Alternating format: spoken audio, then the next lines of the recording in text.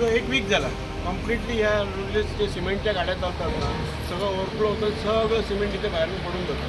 तर त्याच्यावर कोणाचंच कंट्रोल आहे किंवा त्या गाडी थोड्याशा कमी हे ठेवा, स्पीड कमी ठेवा, तर ते ओव्हरफ्लो होणार नाही.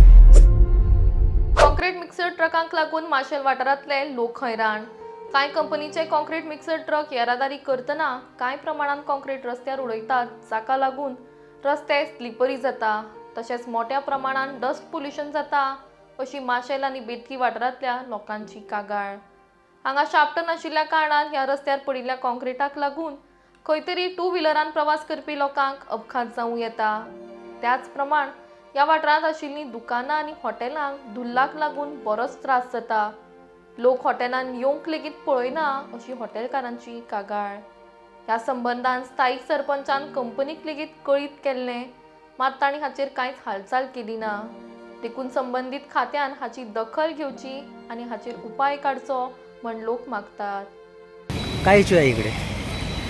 3-4 दिवस झाले, जवळजवळ एक वीक झाला कम्प्लिटली ह्या जे सिमेंटच्या गाड्या चालतात ना सगळं ओव्हरफ्लो होतं, सगळं सिमेंट इथे बाहेरून पडून जातं आणि सुकल्यानंतर काय होतं ते पूर्ण धुरळा एवढा उडतो की पाहू शकतो. हा सगळा धुरळा पूर्ण इथे सोसायटी सगळ्या शॉपाने सगळीकडे पूर्ण पार पडून जातो आणि 2 दिवसांनी 3 दिवसांनी हा कंटिन्यू चालूच आहे.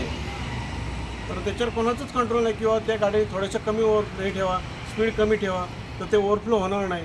पण तो प्रकारच नाही, कोणाच्या सिमेंटच्या गाड्या आहेत तर तेही माहिती पडत नाही. पंचायतीने करायला पाहिजे काय हाय आमच्या इथे हॉटेलात सुद्धा त्रास होता मला. सगळं धुळ्यात आणि पूर येणार आता बसपास सुद्धा धुळ डिमांड किती आहे तुमचा आता? ते काम करून देत मला ते गाडी वाढवतात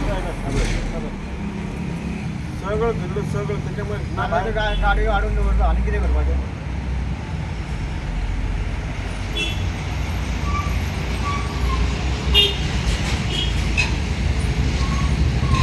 एक कॉन्क्रीटचे मिक्सर होता न्ही, त्यांचे पट्टा आहे. ॲटलिस्ट ते आणि याच्यावर ॲक्सिडेंट होऊ शकतात. ही खडी असा ना, आता ही खडी एखादी मोटरसायकलवाला स्पीडने गेलं त्याच्यात स्लिप होणार, ॲक्सिडेंट काल झालं झालं काल झाला एक ॲक्सिडेंट. डीप झालं आणि होणार कारण एवढी खडी आहे ती वलतावरच आहे. त्याचे पंच सुद्धा आले खडीचे